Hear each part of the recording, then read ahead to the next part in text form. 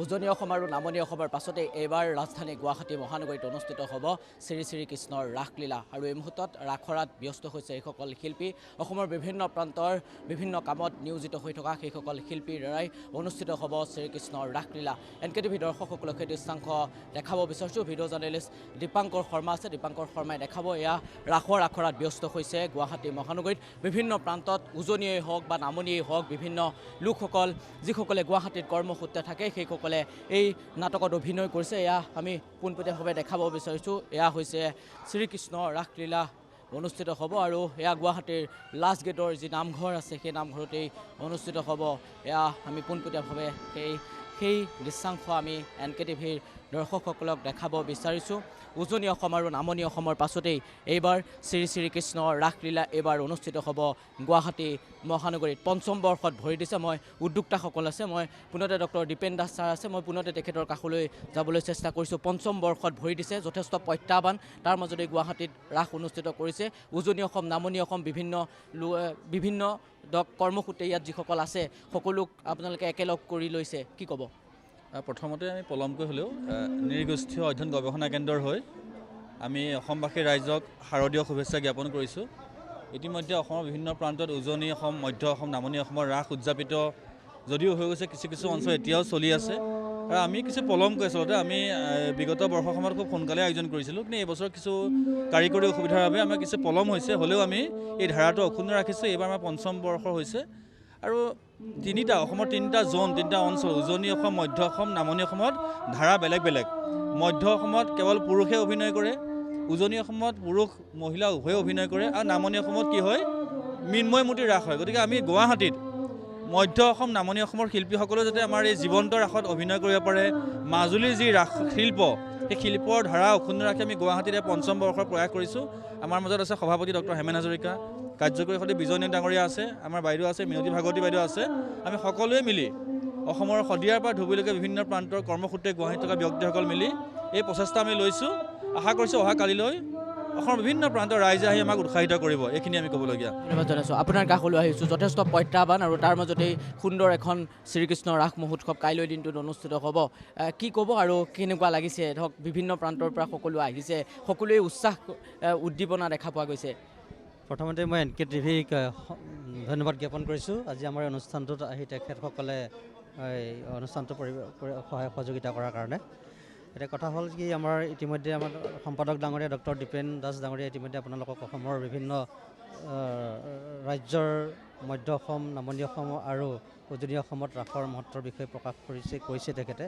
গতিকে মই এই ক্ষেত্ৰত আমাৰ এই বছৰ যি ৰাসৰ মূল থিম যথা আৰ্হি আমাৰ কৰা হৈছে যে জীৱন্ত ৰাসৰ আৰ্হি জীৱন্ত ৰাসৰ অসমত কেৱল মাজুলীতেই আৰম্ভ কৰা হয় আৰু মাজুলীত প্ৰতি বছৰে সেই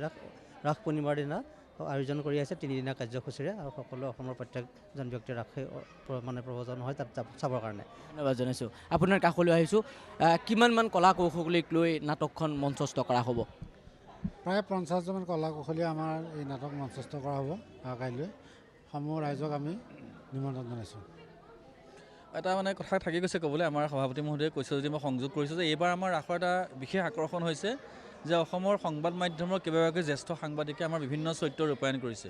জানি ভাল পাব আপোনালোকে যে কংসৰ চৰিত্ৰ ৰূপায়ণ কৰিছে অসম প্ৰতিদিন টাইমৰ জ্যেষ্ঠ সাংবাদিক দেৱপ্ৰতিমে কৰিছে ঠিক সেইদৰে নন্দৰ চৰিত্ৰ কৈছে প্ৰতিদিন টাইমৰ জ্যেষ্ঠ সাংবাদিক অমৰেন্দ্ৰ ডেকা NKTVৰ এগৰাকী সাংবাদিক আমাৰ ভাতৃপ্ৰতিম কল্পজিৎ শইকীয়া তেওঁ কালকেতুৰ চৰিত্ৰ কৰিছে ND24ৰ আমাৰ সাংবাদিক বিমল ভূষণ মহন্ত এঞ্জেলা চাংমাই তেওঁলোকে ক্ৰমে বিষ্ণু আৰু দৈৱকীৰ চৰিত্ৰত ৰূপায়ণ কৰিছে গতিকে আমি ভাবিছোঁ যে সাংবাদিকসকলেই হওক বা আমাৰ শিক্ষকসকলেই হওক বিভিন্ন চৰকাৰী পদবী নিজৰ বিষয়াসকল তেওঁলোকৰ এই শিল্পীসুলভ মন থাকে আমি তেওঁলোকক এখন মঞ্চ দিয়া উদ্দেশ্যে আমি প্ৰয়াস কৰিছোঁ ধন্যবাদ জনাইছোঁ আমি NKTV দৰ্শকসকলক দেখাইছোঁ অসমৰ বিভিন্ন প্ৰান্তৰ পৰা এইসকল কলা কৌশলী আহিছে আৰু আমি দেখাব বিচাৰিছোঁ বিভিন্ন প্ৰান্তৰ কৃষ্ণ ভাওত অভিনয় কৰিছে মই আপোনাৰ কাষলৈ আহিছোঁ দাদা কৃষ্ণ ভাওত আপুনি অভিনয় কৰিছে কি ক'ব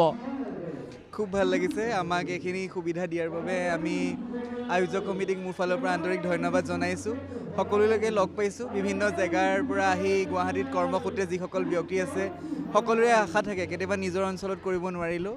ইয়াত আহি এইখিনি সুযোগ পাইছে সকলোৰে লগতে মোৰো ভাল লাগিছে আৰু অহাকালিলৈ যিহেতু আছে পূৰ্ণাংগ ৰাস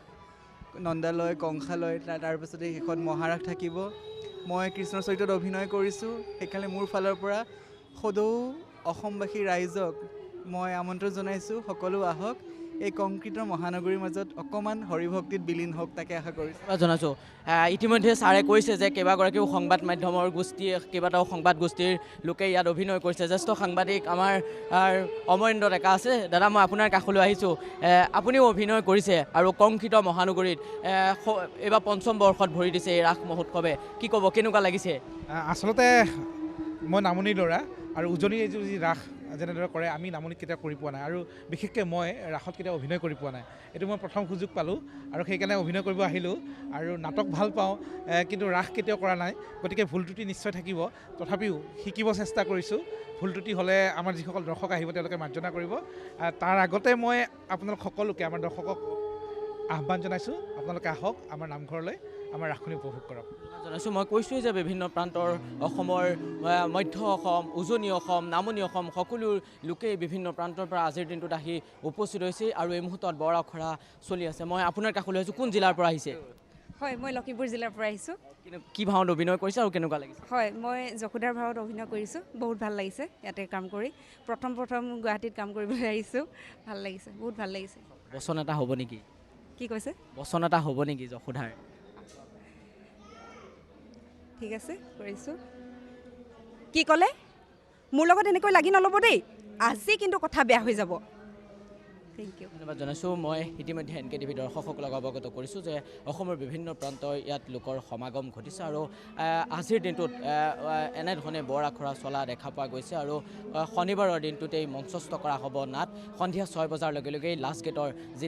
নামঘৰ আছে সেই নামঘৰত সকলোৱে উপভোগ কৰিব আৰু আমিও NKTV দৰ্শকসকলক সেই দৃশ্যাংশ দেখাবলৈ চেষ্টা কৰিম।